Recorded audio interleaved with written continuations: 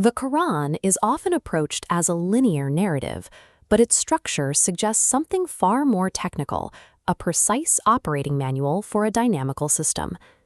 This understanding begins with correcting a central lexical error.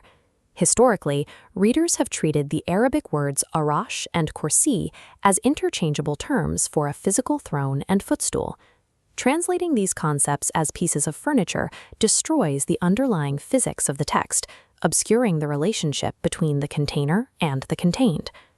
The root of Arash, Ain Ra Shin, means to construct. It describes the physical construct itself, the thermodynamic, measurable universe. In contrast, the Kursi root, Kaf Ra Sin, means to gather. Topologically, the Kursi is the invariant boundary holding the construct, represented by this encompassing sphere. The Arash is the internal system of matter and change. The Kursi is the supreme topological container that holds it without being part of the decay.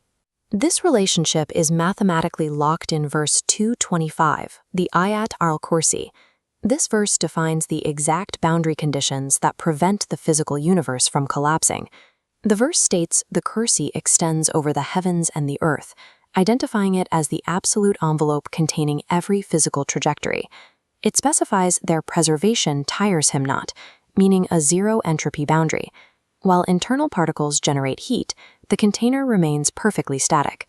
The Arash inside must constantly change, decay, and manifest as physical form, because it is, by definition, a construction subject to time. The Kursi acts as an anti-decoherence field. Without this invariant boundary wrapping it, the finite Arash would vibrate itself into a state of total physical oblivion. Because the Kursi perfectly insulates the internal system, the energy within cannot dissipate. It must oscillate. This forces the universe to operate as an alternating current, or AC, circuit. This circuit maps existence. The 2-node is the D10 manifest field of tangible mass.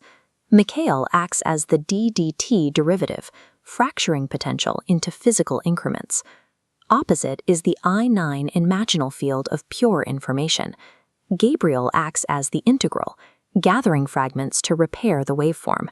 Reality exists within the friction of these two forces constantly pulling against each other in a closed, oscillating loop. All physical life is simply the tension generated between Mikhail's continuous differentiation and Gabriel's continuous integration. This setup creates a mechanical problem. How does energy transition from the physical friction of D10 to the pure information of I9 without short-circuiting the system? The transition occurs at the 3-node, the T3 buffer, also known as the tree. It acts as a phase gate where the current is filtered before it passes through. Verse 210.2 identifies a primary calibration site, the Babylon node. Here, Iblis introduces a downward pull toward material obsession, dragging the waveform into jagged static. The angels provide an upward vector, smoothing the jagged waveform back into a perfect oscillating sine wave. This dual pull is the cosmic breath described in verse 57.4. The system requires both resistance and conductance to remain active. If the current successfully clears the T3 buffer, it reaches the final 7-node, representing the fruit, the closure of the cycle, and the stabilized return of the current. This T3 filtering process is what makes an integrated return to the 7-node structurally possible. The localized nature of the D10 physical field creates an inherent risk. It is easy for a system within that field to forget it is only a segment of an enclosed loop. Verse 79.24 identifies this as tagut, the Pharaoh mindset. Topologically, it is the Ouroboros error, a construct attempting to become its own origin. This error occurs mathematically when the constructed Arash expands and attempts to claim it is the foundational Kursi. The topology of the universe auto-refutes this. The Kursi boundary acts as an absolute firewall. The expansion is instantly crushed back to its finite limits. The linguistic topology of the Arabic roots ensures that this mindset leads to physical collapse. If a derivative structure is confused for the eternal foundation, the system is mathematically guaranteed to experience thermodynamic death. When we zoom out, we see the entire 2327 loop operating in equilibrium within the Kursi boundary. But even a perfectly balanced circuit needs an external source. we have to ask what injects the power and who reads the final output.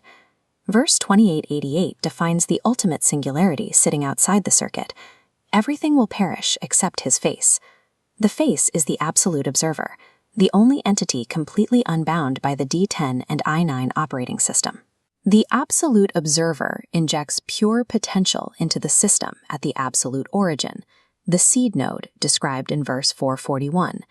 The current completes its cycle at the 7 node and returns the integrated data back to the observer, a return to home as described in verse 3846.